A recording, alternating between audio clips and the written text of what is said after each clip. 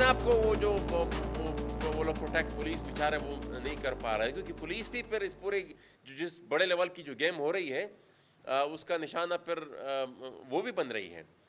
تو وہاں پر بالکل پریزنس کافی زیادہ ہے, اور یہ ڈیلیبریٹلی ان کو وہاں پر بسایا گیا ہے. یہ کوئی ایسا نہیں ہے کہ ایک خودرو قسم کی تحریک وہاں پر اٹھی ہے, وہ بڑے ڈیزائن سے بڑا ان کو افغانستان سے یہاں پر لا کر دیکھیں نا.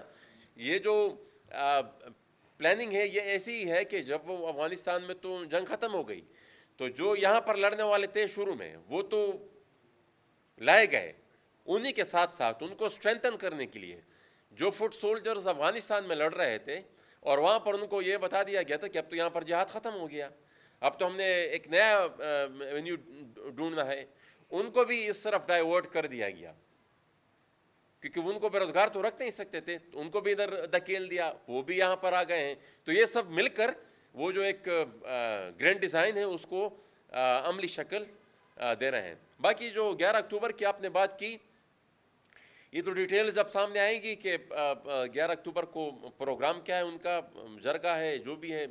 اس کے بعد فی الحال ہمارے پاس کوئی انفارمیشن ہے نہیں کہ کس نوعیت کا پروگرام ہوگا, لیکن میں یہ سمجھتا ہوں بطور پولیٹیکل ورکر کہ ان حالات کا مقابلہ کرنا شاید ایک جرگہ یا ایک جلسے کا سے یہ مسئلہ حل نہ ہو. یہ ایک پراپر اسٹرکچرڈ ریزسٹنس کی ضرورت ہے, اور مسلسل, جس میں سسٹینیبلٹی ہو اور آن گوئنگ ہو. جرگے اس سے پہلے بھی ہوئے ہیں, مطلب آپ 1-2 سال پہلے پشتونخوا میپ کا ایک بہت بڑا جرگہ ہوا تھا 3 دن تک بنو میں. اس سے پہلے ANP نے جرگہ بلایا تھا, مزدور کسان پارٹی نے بلایا تھا. یہ مطلب ایک روٹین میں یہ سلسلہ جاری ہے. اچھا, اب وہ جرگے جو ہوتے ہیں اس میں تو باتیں ہو جاتی ہیں اور اس کے بعد مسائل بھی سامنے آ جاتے ہیں, لیکن اس کے لیے, اس کے ایگزیکیوشن کے لیے پھر کوئی پروسیجر نہیں بنتا, اور وہ بنائے بغیر میرے خیال میں اس مسئلے کا حل پاسبل ہے نہیں.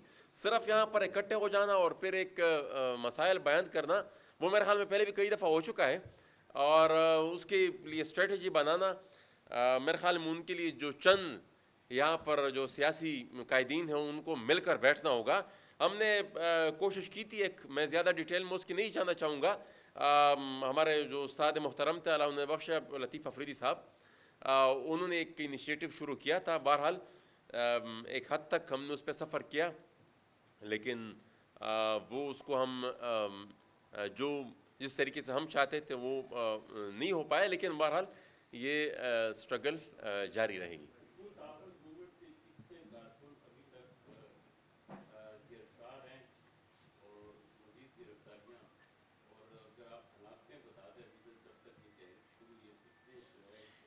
دیکھیں نا, ایگزیکٹ ڈیٹیل تو شاید ہمارے پاس نہ ہو, وہ تو PTM کی اپنی قیادت جب یہاں پر پریس کانفرنس کرے گی تو وہ آپ کے سامنے رکھے گی. فی الحال علی وزیر کی یہاں پر بات ہوئی, وہ اس کے بارے میں ہم نے اپنا موقف رکھا.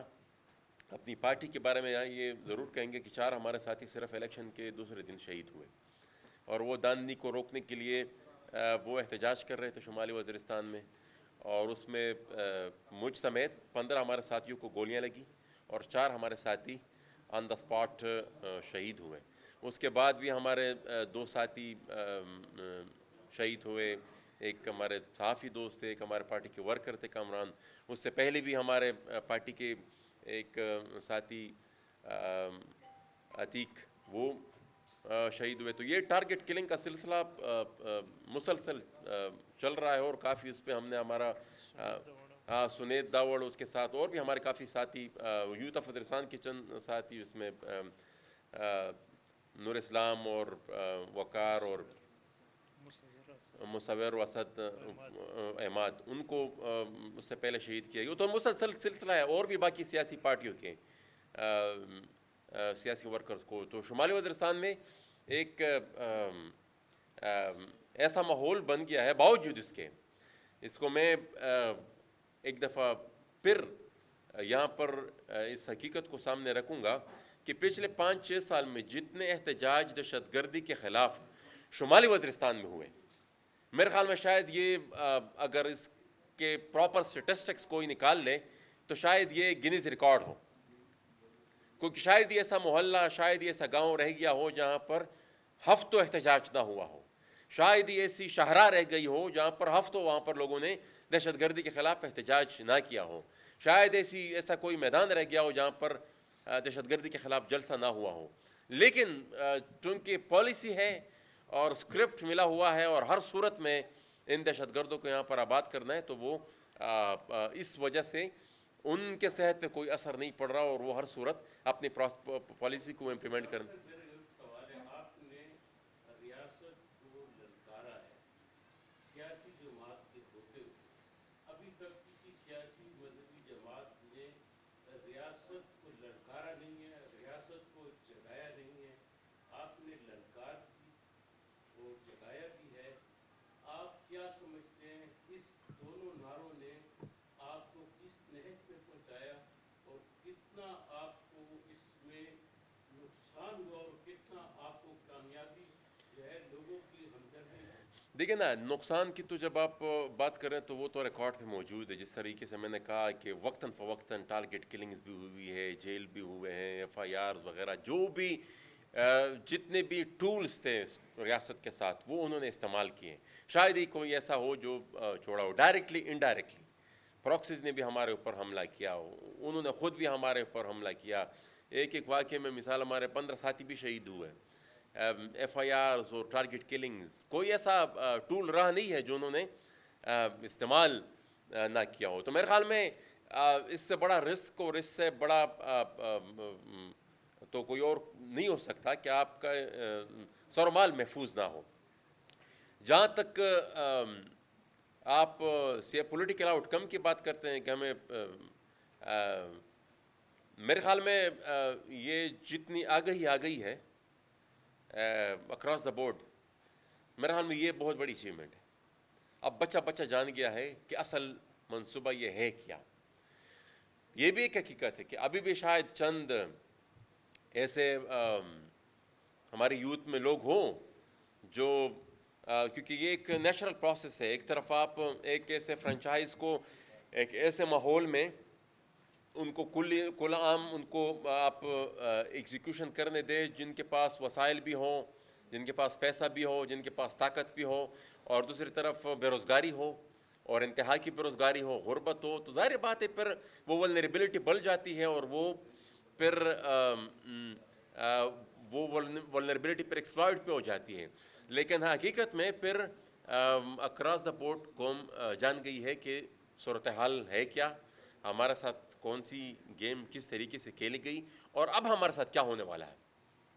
تو یہ میرے خیال میں یہ جو آگہی آ گئی ہے، باوجود اس کے کہ ریاست کی جتنے بھی ٹولز ہیں وہ بھی ان کو استعمال کر رہے ہیں لوگوں کی ذہن سازی میں. لیکن یہ جو پولیٹیکل موبلائزیشن ہوئی ہے اس سے اتنی آ گئی ہے کہ وہ اس کو ابھی تک کاؤنٹر نہیں کر پا رہے ہیں اور آئندہ بھی کاؤنٹر نہیں کر پا سکیں گے. سوال یہ ہے کہ پاکستان کے سیکورٹی فورسز جتنے بھی ادارے ہیں ابھی تک جس نے بھی اس کے بارے میں اس کے خلاف باتیں کی ہے، اس کو چیلنج کیا ہے، اس کی وہ شکل عوام کو بتا دی جو وہ نہیں چاہتے، تو ان کو یا مس پلیس کر دیا یا مسنگ پرسن میں ڈال دیا یا سیدھا ہی غائب کر دیا یا قتل کر دیا.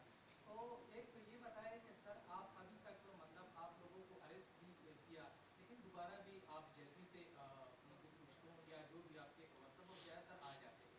لیکن خیبر پختونخوا کے ینگ جنریشن کو ایسا کوئی ٹول بتا دے یا ایسا کوئی طریقہ کار بتائے کہ وہ ریاست کو یہ ساری باتیں بتا بھی تو وہ اپنے آپ کو بچا بھی سکے.